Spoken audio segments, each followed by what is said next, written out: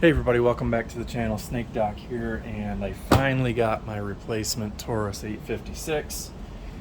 We sent this out the 21st of April, and I just got it in yesterday. So I had spoken to Taurus on the phone.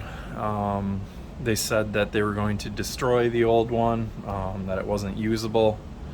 So remember, the barrel was canted on that. And they asked me if I wanted a replacement, and I said yes. So they said everything was back ordered and it might take a little while. I said it wasn't a big deal. So it did take a little while, but here it is. So I'm just gonna do the quick unboxing here again. So there we can see it is a new greasy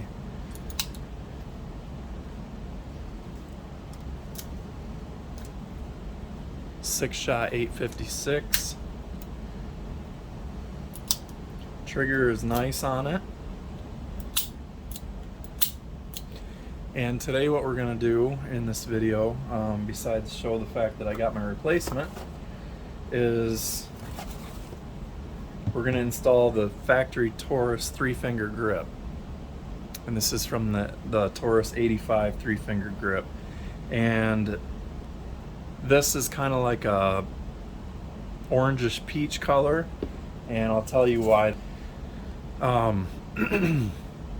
Rit dye on, I just boiled, I had some apricot rit dye left over, and I just poured that into a stainless pot and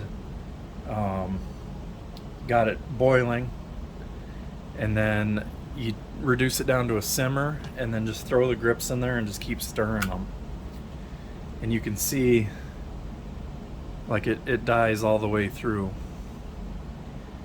So it's kind of a decent color. It's better than pink. If I had some black, I probably could have dyed them black, but I was all out of black. So what we're gonna do here, the other thing is they don't come with the screw, so you have to go down to like Ace Hardware, and I just bought a couple different metric screws.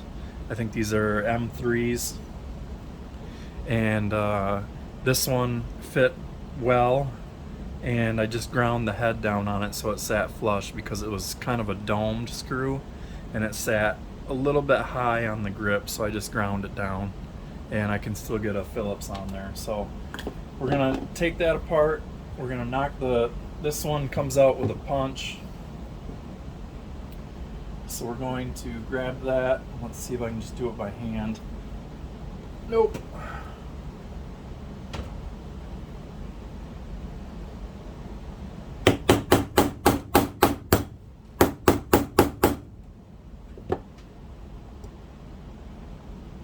We're going to upsize that.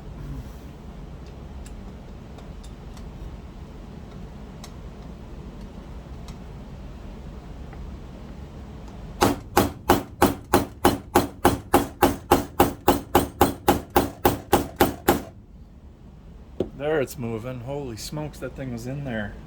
I think I know why, because I was pounding it into the wood. Ha! Gotta line that up a little better.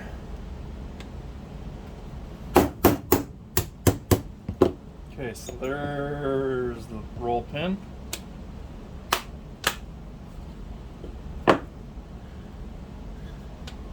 And then I think we just kind of work this off. Yep.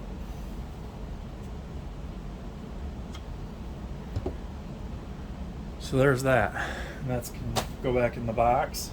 And let's get this tag off there.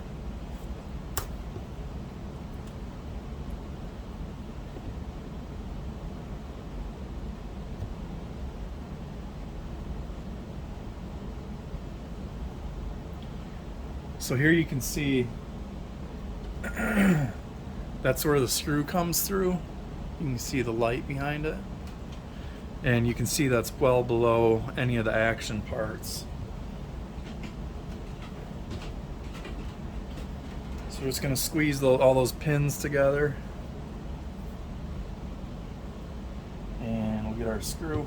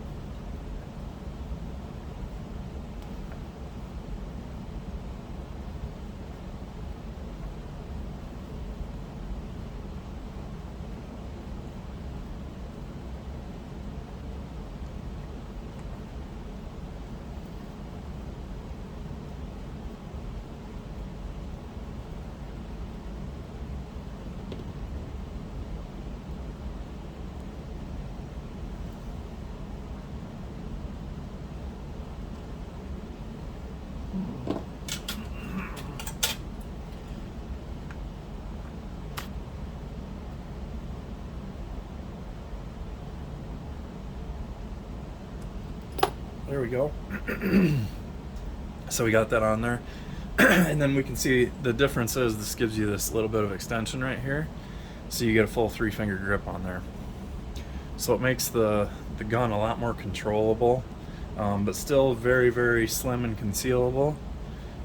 So if you were doing a inside the waistband carry, it would give you a better grip to grab a hold of.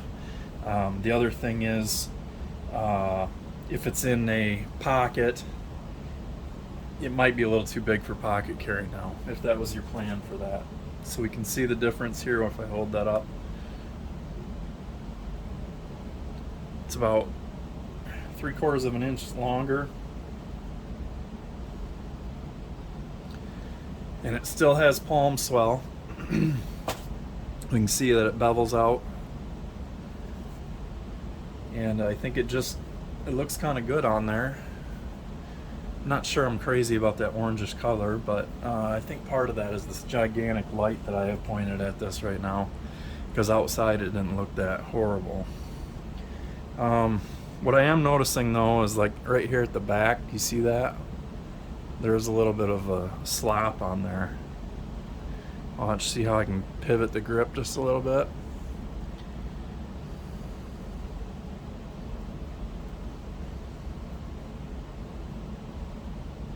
And it will even do so here. So that's not awesome, but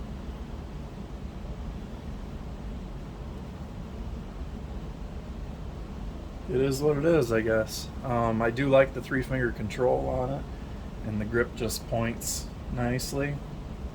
So my next plan for this, I do have a holster review that I'm going to be doing.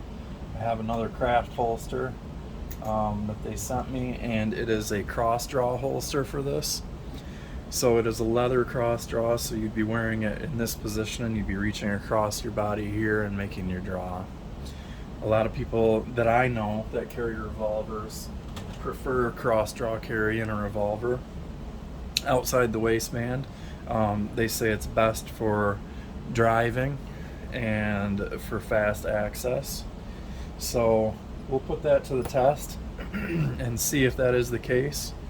Other than that, I think I'm just going to give this a wipe down and go do some test firing maybe in the backyard. Maybe I'll take some footage of that and put that in the next video. So it's back.